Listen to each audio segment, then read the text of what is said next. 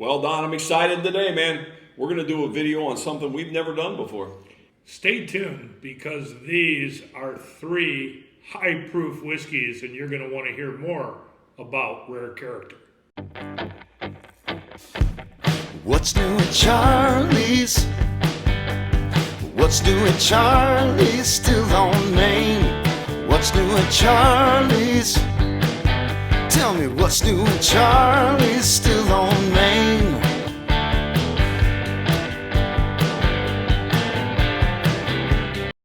Hi, welcome to this week's edition of What's New at Charlie's.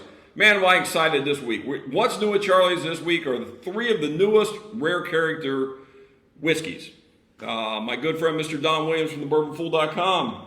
Don. We have never done a Rare Character before. So Don and I were in Kentucky probably a year or 2 ago, and we were at Justin's House of Bourbon, and the girl says, "Oh man, you've not had Rare Character?" And we said, "No, I've never heard of it." She said, "Oh, it's the most sought after whiskey down here." And I said, "Do you have any?" And she laughed at us. Right. She says, "No, you can't get that stuff." So lo and behold, 2 years later, here it's come to Michigan. Never thought that would happen. Well, So, pretty excited, dude. I'm excited because the 2 founders have a mission statement and they want to provide every customer with the perfect American whiskey. That's a pretty good mission statement. That's a pretty good mission statement, yeah. It was founded by Pablo Moy, I believe that's how you I would think, and pronounce it. Peter Nevenglaski. Yep. So if we butchered those names, sorry guys. That's Yeah. right. So Pablo was a restaurateur. He was, and Yeah. very well renowned. And Peter is the CEO of Drifter Spirits, and he makes multiple products, including Paladar Tequila. Okay, all right. So these guys came together with a passion for whiskey, started this company. They first came out with Fortuna, They which is resurrected an old brand. Yeah, it's an old brand, right? Yeah. Right. Another bottle that we would pass on. Yeah. We passed on it a few times in Kentucky, and kind of regret that we did. But anyway, so they kind of came out with that, and then what they're kind of become known for is they go out and they find all these barrels, and they make a blend. They put out an edition, and when it's gone. Right. And that's what we have here today. Right. Yes. We have 3 special editions, Yeah. actually. Yeah. So we have a bourbon, we have an American whiskey, and we have a rye. Right.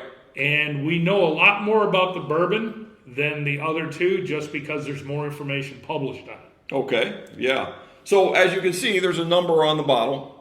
There's a year statement and a number. Right. And that's how they do it. They put these out. Like I said, when they're gone, they're gone. There's an entire Facebook group of people collecting these bottles that you can go to. Well, based on what I just witnessed, there should be a Facebook group on how to open them.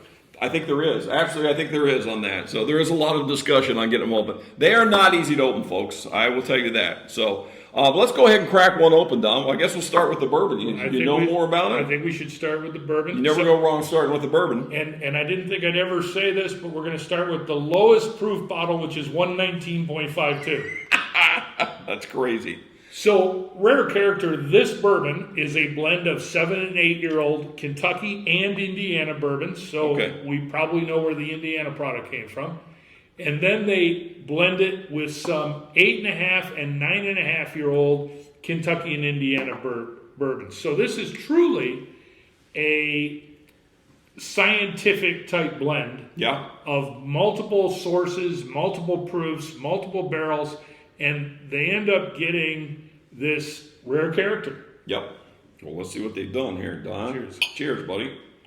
Starting low at a 119.5, huh?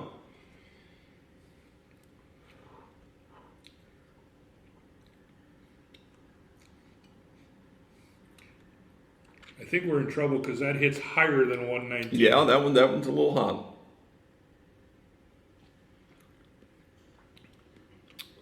I get almost a butterscotch right off the top. Yep. A lot of butterscotch. Wow. Very sweet.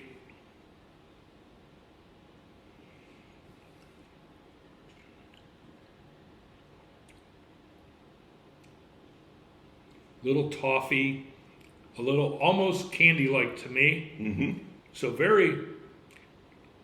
it has a contemporary bourbon taste. Uh-huh. And What I mean is, it is a modern taste. It's sweeter, Yeah. and it's a good product. There's no doubt Yeah. about it. So as opposed to last week where we had the older Older style. this is more. I knew what you meant by contemporary. This is more the current style of Right. a bourbon. This is what most bourbon drinkers, especially newer bourbon drinkers, would be more used to this product, because last week we had one that was more of a traditional style, old style. Okay. Where do you want to go from here, Don? I think we need to go to the rye, Okay. which is the dark label. Yes, it is. And this is Kentucky rye. And I don't believe there's any Indiana in this bottle. Nope. It says all Kentucky, Right. which kind of tells you a lot because the most famous ryes obviously come from Indiana, right? And that's not in this bottle. Yeah. So that's kind of cool. It's very dark, Yeah. for rye. So the straight rye whiskey is actually the highest proof in the bunch. Okay. It's batch 4, it's 125.86. And I meant to go in order, but actually having a rye between the two. Oh, don't leave you hanging either, dude. Let's see what we got here. You know I don't like ryes, right? I like that one. That one's fantastic. That's what I was going to say.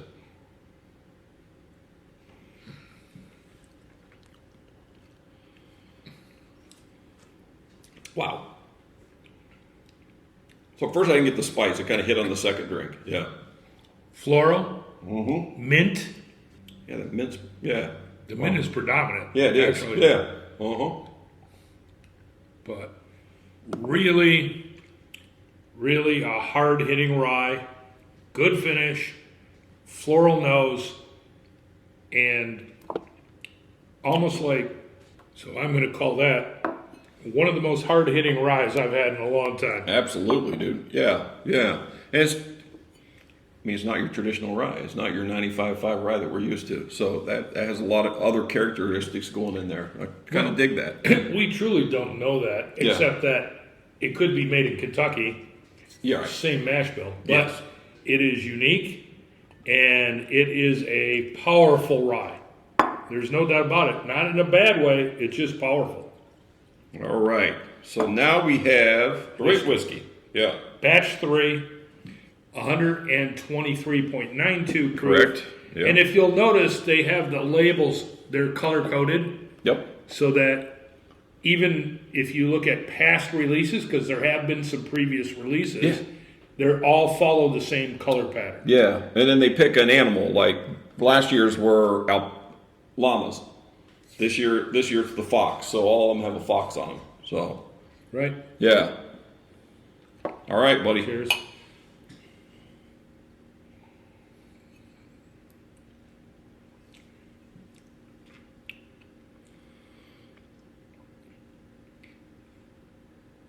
Now, that is so interesting because the bourbon was especially sweet notes, and this is more Dry. dry. Absolutely.